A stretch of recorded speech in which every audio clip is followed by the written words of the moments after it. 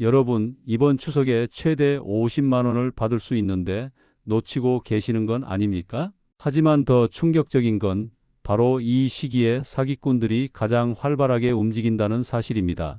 여러분이 지원금을 받으려고 검색하고 신청하는 바로 그 순간 누군가는 여러분의 계좌를 노리고 있습니다. 오늘은 추석을 앞두고 절대 놓치면 안 되는 두 가지 이야기를 준비했습니다. 하나는 여러분의 주머니를 채워줄 지원금 소식이고, 다른 하나는 여러분의 주머니를 텅 비게 만들 수 있는 금융사기 이야기입니다. 영상 시작 전 구독과 좋아요 누르시면 더 많은 이야기를 놓치지 않고 보실 수 있습니다. 구독은 무료이니 오른쪽 아래에 구독 버튼 눌러주세요. 그리고 이런 유용한 정보를 놓치지 않으시려면 알림 설정까지 꼭 부탁드립니다. 그럼 지금 바로 시작하겠습니다. 명절이 다가오면 어김없이 쏟아지는 소식이 있습니다. 바로 각 지자체의 지원금 소식입니다. 올해 추석도 예외가 아닙니다. 전국 곳곳에서 주민들을 위한 현금 지급이 시작되고 있습니다. 적게는 10만 원부터 많게는 50만 원까지 지역마다 조건과 금액이 다르지만 분명한 건 신청하지 않으면 한 푼도 받을 수 없다는 사실입니다. 서울시의 경우 청년 가구에게는 월 최대 20만 원의 주거비를 지원하고 있고, 경기도는 도민 전체를 대상으로 한 소비지원금을 검토 중입니다. 부산은 출산 가정의 특별 지원금을, 대구는 소상공인과 자영업자를 위한 경영안정자금을 준비하고 있습니다. 이런 지원금들의 공통점이 있습니다. 바로 신청 기간이 정해져 있다는 것입니다. 그리고 그 기간을 놓치면 내년을 기다려야 한다는 것입니다. 여러분이 지금 이 영상을 보고 있는 지금 이 순간에도 어디선가 신청 마감이 다가오고 있을지 모릅니다. 내가 사는 지역에서는 어떤 지원금이 나오는지, 언제까지 신청해야 하는지, 어떤 조건을 만족해야 하는지 반드시 확인하셔야 합니다. 하지만 여기서 주의하실 점이 있습니다. 지원금 소식이 많아질수록 이를 악용한 사기도 함께 늘어난다는 사실입니다. 그런데 지자체 지원금만이 전부가 아닙니다. 정부에서도 추석을 맞아 대규모 소비 촉진 정책을 준비하고 있습니다. 여러분이 평소보다 카드를 많이 사용하면 최대 30만 원까지 돌려받을 수 있는 제도가 바로 그것입니다. 정부가 준비한 핵심 정책은 크게 세 가지입니다. 첫 번째는 상생 페이백입니다. 이는 여러분이 카드로 결제한 금액 중 일정 비율을 다시 돌려주는 제도인데, 사용 금액이 늘어날수록 더 많은 혜택을 받을 수 있습니다. 두 번째는 소비 복권입니다. 카드 사용 실적에 따라 복권 추첨 기회를 제공하고 당첨되면 상당한 금액을 받을 수 있습니다. 세 번째는 2차 소비 쿠폰입니다. 1차에서 놓친 분들을 위해 추가로 발행되는 쿠폰으로 지역 상권에서 사용할 수 있습니다. 이 모든 제도들의 공통점은 카드 사용량 증가를 기준으로 한다는 것입니다. 평소보다 얼마나 더 많이 사용했느냐가 핵심입니다. 그런데 여기서 중요한 소식이 있습니다. 바로 9월 15일에 정부에서 정확한 기준을 발표할 예정이라는 것입니다. 지금까지는 대략적인 가이드라인만 나온 상태였는데 드디어 구체적인 수치와 조건이 공개됩니다. 얼마나 더 사용해야 하는지, 어떤 업종에서 사용해야 인정되는지, 언제부터 언제까지가 기준 기간인지 모든 것이 명확해집니다. 이렇게 들으면 복잡해 보이지만 실제로는 그렇게 어렵지 않습니다. 여러분이 평소 한 달에 카드로 50만 원을 사용했다면 추석 기간 동안 70만 원을 사용하는 식으로 20만 원 정도만 더 사용하면 되는 것입니다. 그러면 그 20만 원의 일정 비율, 많게는 30%까지도 돌려받을 수 있습니다. 하지만 여기서 절대 놓치면 안 되는 것이 있습니다. 바로 신청입니다. 아무리 조건을 만족해도 신청하지 않으면 한 푼도 받을 수 없습니다. 그리고 신청 기간이 정해져 있습니다.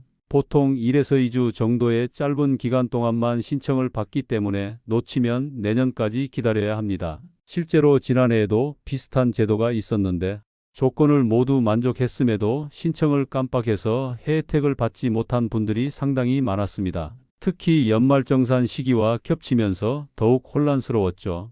이번에는 그런 실수를 반복하지 마시기 바랍니다. 신청 방법도 미리 알아두셔야 합니다. 대부분은 해당 카드사 앱이나 홈페이지를 통해 신청할 수 있고, 일부는 정부 통합 플랫폼에서도 가능합니다. 하지만 신청 사이트가 여러 개로 나뉘어져 있어서 헷갈리기 쉽습니다. 9월 15일 발표와 함께 정확한 신청 경로도 공개될 예정이니 그때 꼼꼼히 확인하시기 바랍니다. 그리고 한 가지 더 중요한 점이 있습니다.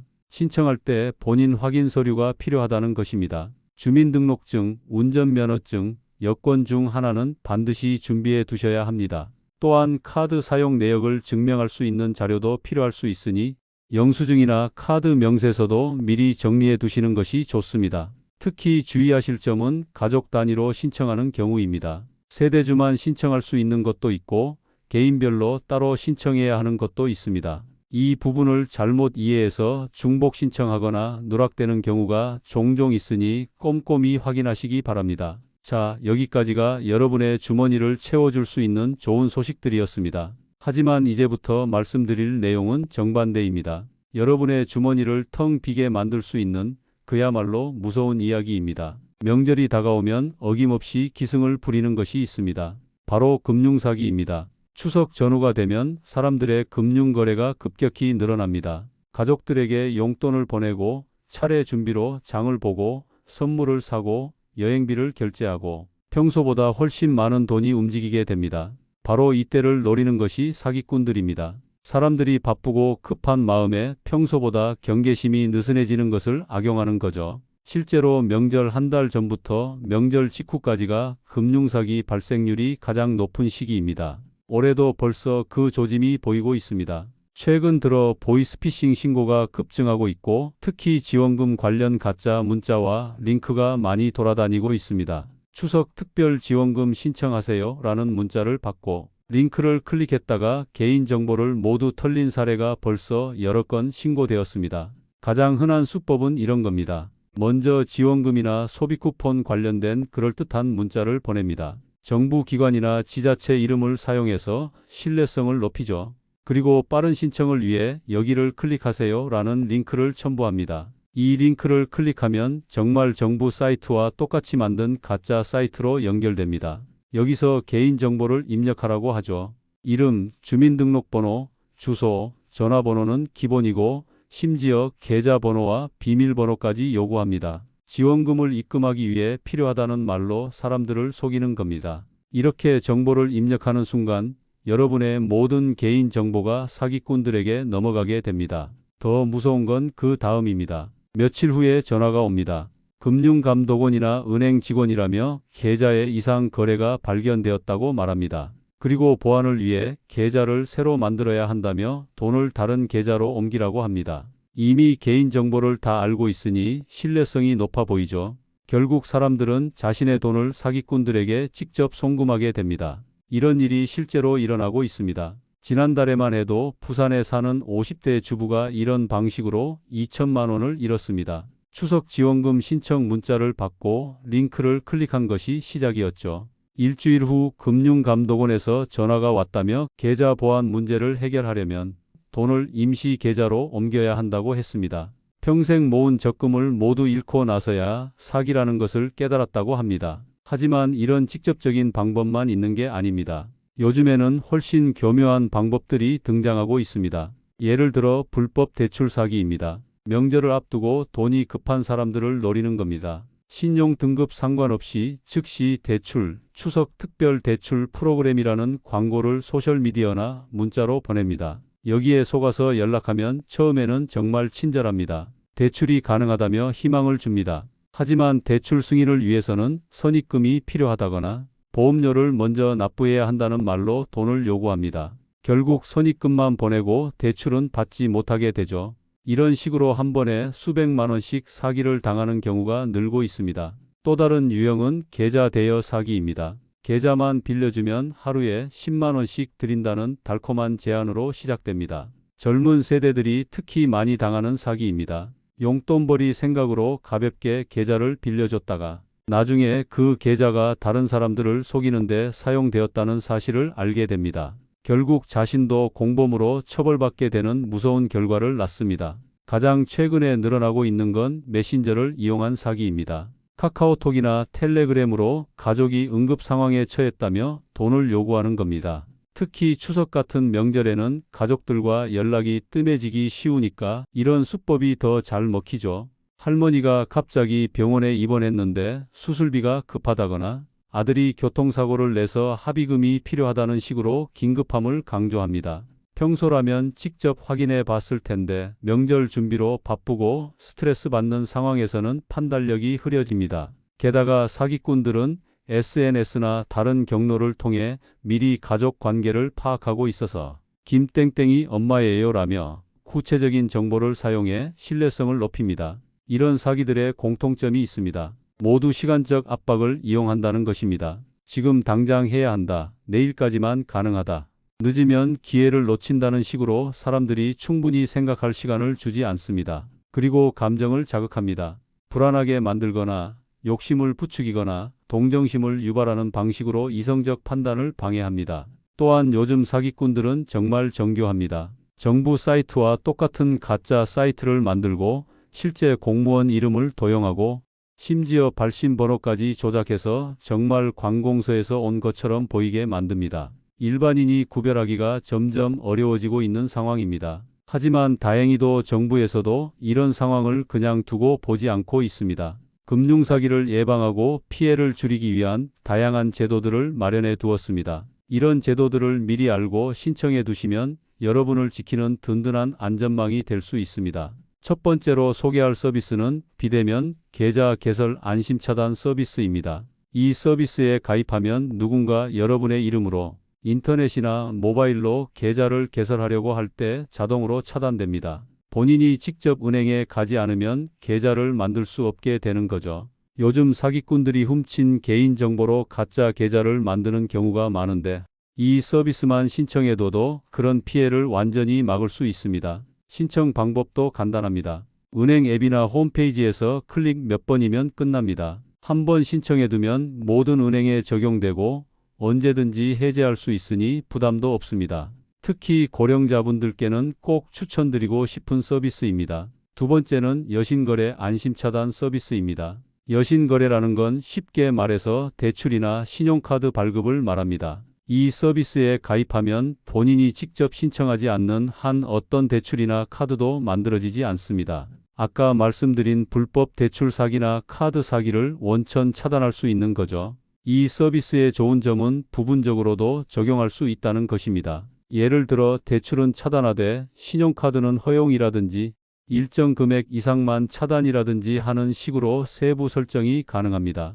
본인의 상황에 맞게 조절할 수 있어서 편리합니다. 세 번째로 중요한 제도가 바로 통신사기 피해 환급법입니다. 이미 사기를 당해서 돈을 송금했더라도 빠르게 신고하면 돈을 되찾을 가능성이 높아졌습니다. 예전에는 사기꾼 계좌가 동결되면 그 안에 돈을 되찾기까지 몇 달씩 걸렸는데 이제는 훨씬 빨라졌습니다. 핵심은 속도입니다. 사기를 당했다는 것을 깨달은 즉시 늦어도 30분 이내에 경찰이나 은행에 신고해야 합니다. 그러면 사기꾼 계좌를 즉시 정지시키고 남아있는 돈을 보호할 수 있습니다. 또한 계좌 정지로 인해 불편을 겪는 무고한 피해자들을 위해 신속 해제 절차도 마련되어 있습니다. 실제로 이제도 덕분에 피해를 최소화한 사례들이 늘고 있습니다. 작년에 대구에서 보이스피싱을 당한 60대 남성은 사기를 당한 지 20분 만에 신고해서 송금한 1천만 원 중 800만 원을 되찾을 수 있었습니다. 빠른 신고가 얼마나 중요한지 보여주는 사례죠. 이런 제도들 외에도 각 은행과 카드사에서 자체적으로 운영하는 보안 서비스들도 있습니다. 해외에서 카드를 사용할 때 알림을 받는다든지 일정 금액 이상 거래 시 추가 인증을 받는다든지 하는 서비스들입니다. 이런 것들도 함께 설정해 두시면 보안이 훨씬 강화됩니다. 하지만 이 모든 제도들의 전제 조건이 있습니다. 바로 사전 신청입니다. 사고가 나고 나서는 이미 늦습니다. 미리미리 신청해 둬야만 효과를 볼 수 있습니다. 그리고 정기적으로 설정을 점검하고 업데이트하는 것도 중요합니다. 하지만 아무리 좋은 제도가 있다고 해도 가장 중요한 건 바로 여러분 자신의 경계심입니다. 제도는 보완제일 뿐이고 근본적으로는 본인이 조심해야 합니다. 간단한 원칙 몇 가지만 기억해 두시면 됩니다. 첫째, 급하게 만드는 상황은 항상 의심하세요. 진짜 정부 지원금이나 은행 업무는 절대 급하게 처리하라고 하지 않습니다. 지금 당장 해야 한다고 재촉한다면 99% 사기입니다. 둘째, 개인정보 특히 계좌번호와 비밀번호는 절대 알려주지 마세요. 아무리 그럴듯한 이유를 대도 아무리 정부 기관이라고 해도 전화나 문자로 이런 정보를 요구하는 것은 모두 사기입니다. 진짜 은행이나 정부 기관은 이미 여러분의 정보를 가지고 있기 때문에 따로 물어볼 필요가 없습니다. 셋째, 의심스러우면 직접 확인하세요. 문자로 온 링크를 클릭하지 말고 직접 해당 기관 홈페이지에 들어가서 확인해 보세요. 전화가 와도 일단 끊고 공식 번호로 다시 걸어서 확인해 보세요. 진짜라면 재확인을 해도 문제 없을 거고 가짜라면 이 과정에서 들통날 겁니다. 이제 정리해 보겠습니다. 오늘 말씀드린 내용은 크게 두 가지였습니다. 하나는 놓치면 안 되는 지원금 소식이고 다른 하나는 반드시 피해야 하는 금융사기 이야기였습니다. 지원금 관련해서는 9월 15일 정부 발표를 꼭 확인하시고 신청 기간과 조건을 놓치지 마세요. 지자체 지원금도 각자 살고 있는 지역의 홈페이지나 주민센터에서 확인해 보시기 바랍니다. 최대 50만 원까지 받을 수 있는 기회를 놓치지 마시고요. 금융사기 예방을 위해서는 비대면 계좌 개설 안심차단 서비스와 여신거래 안심차단 서비스에 미리 가입해 두세요. 그리고 혹시 사기를 당했다면 즉시 경찰이나 은행에 신고하세요. 30분이 여러분의 전 재산을 지킬 수 있는 골든타임입니다. 특히 이번 추석에는 더욱 조심하시기 바랍니다. 가족과 만나는 기쁜 시간이 사기꾼들 때문에 악몽으로 바뀌어서는 안 되니까요. 혹시 주변에 고령자분들이 계시다면 오늘 말씀드린 내용을 꼭 알려주세요. 사기의 주요 타겟이 되기 쉬운 분들이거든요. 마지막으로 한 가지 더 당부드리고 싶은 것은 이런 정보들을 혼자만 알고 있지 마시라는 것입니다. 가족, 친구, 동료들과 공유해 주세요. 한 사람이 더 알게 되면 한 가정이 더 안전해집니다. 우리 모두가 함께 조심해야 사기꾼들의 기승을 꺾을 수 있습니다.